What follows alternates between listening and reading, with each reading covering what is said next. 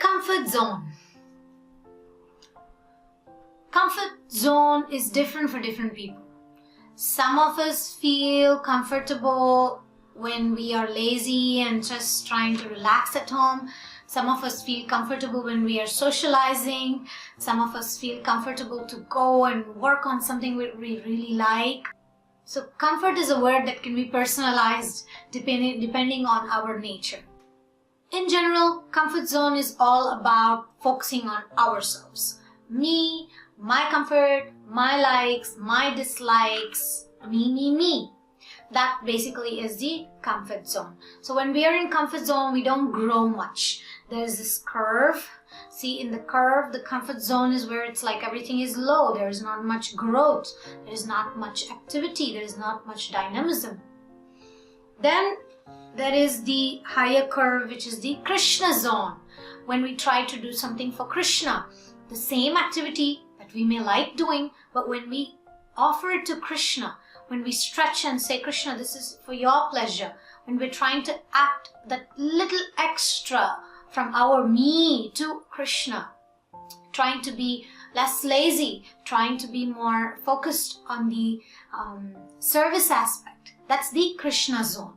Then there is also the stress zone. Stress zone is trying to please everybody around or trying to please those people that we want to gain their attention. So that's in the mode of passion. When we are in the stress zone, we are always like anxious. When we are in Krishna zone, when we are in that zone where we are trying to please Krishna, we are more peaceful. And when we are in the comfort zone, there is more sense of guilt and shame. So basically these are the three different zones. One zone is in the mode of tamoguna, which is the comfort zone, and the stress zone is the rajoguna, and Krishna zone is the sattvaguna or the Krishna guna. Now let's take a look at an exercise for you. We can also call this comfort zone as the Maya zone. Maya zone is about laziness, trying to waste time and feeling guilty about it. There is no fun in that. We tend to feel comfortable, so we stay there. We think my comfort, the Maya elements, and we try to do things that give us certain pleasure, but that pleasure is not giving us any happiness. So try to mention certain areas of your life for yourself. What are certain areas of your life where you tend to be in that comfort zone? Where are you not taking that risk to offer something you're doing to Krishna? What is that activity that you would like to do for Krishna, but you are feeling trapped by this Maya zone? And what are some of the things that you do that can be in this Maya zone, which is not allowing you to grow? Ask yourself. You ever have an experience where somebody you are in a relationship with is trying to be lazy? It's not that they cannot do something, but it's just they don't want to do it. It's really irritating. So the point is, when we are in this comfort zone, when we are stuck in this Maya zone, then people around us also recognize, they can see that we are trying to be lazy just because we don't want to do something, not because we are not capable of. So it is again an attitude which really ruins relationships, which makes people feel very hurt, which makes people feel very abandoned. Either we may feel like that about others, or we may be making other people feel that way. Panic zone. So when we don't do things when we are supposed to do it, let's take relationship as an example. In a relationship, we know that we're supposed to fulfill certain duties, we're supposed to do certain things, and we're kind of putting it off. Then comes a time where we have to get stressed out and try to do it very quickly and try to do things in passion. And this always kind of makes us feel excited, but then also stressed. It's like we create something, we do things in a hurry, but then also we destroy it, because the mode of passion is always based on pride, anxiety, and stress. And the mood is unhealthy. We tend to have this unhealthy mood of trying to impress other people. When we're thinking of my comfort, we are thinking of me and mine. When we're thinking of pleasing Krishna, then we're trying to work in that mood. When we are trying to impress others, then we are off key. And therefore, we are not really able to please others because we are not gods. We cannot please other people, and nor are we trying to serve Krishna.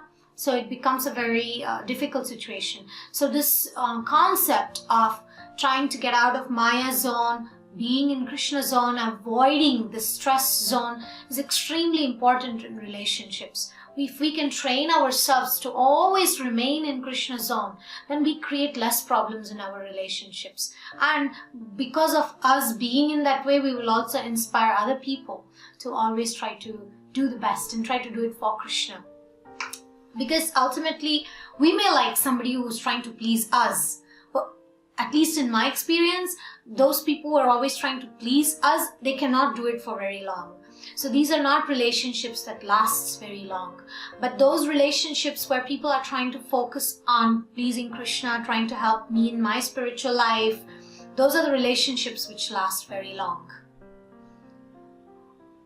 Personally, I have a friend who constantly was so philosophical, always was saying, well, if Krishna willing, if Krishna pleases, and we will go there, we will do that. And I was a little bit annoyed in the beginning. But later on I found that these are the relationships that lasted like decades. But there are relationships where people are like so impressed and they're trying to impress me, trying to be nice to me, trying to do many things. And you can see that there is a mode of passion. And you can see that that relationship fizzles out very quickly because the goal was not trying to please Krishna, trying to serve Krishna, but was to try to gain my attention, get my validation, attract me towards this person. So these are not relationships that lasts very long, whether it is friendship or whether it's partnership, either cases. So what is in Krishna zone? Krishna zone, there is growth, there is devotion, there is fulfillment. And the mood is very vibrant. We feel enthusiastic, and we are feeling a sense of duty towards being grateful to Krishna and trying to do things to please Krishna. And therefore, as a result, there is fulfillment in that kind of relationships or that kind of mood. In relationships where there is more the Krishna zone mood, there may not be too much excitement all the time. There's not every day something new, but there is consistency. And you can see that internally there is growth. You don't depend on this person to keep you entertained. Every time you WhatsApp them, they immediately reply, or these may be very exciting. That's like again the mode of passion. But when it is based on Krishna, there is internal growth in the sense that you know that this is not the relationship which is going to give you all happiness and keep you entertained, but rather this relationship is giving you that gap to grow, to become more dependent on studying scriptures, to chant the holy name. And these are good relationships. We should value them, we should treasure them, where moments of solitude, even in being in a relationship, it actually brings us closer to Krishna.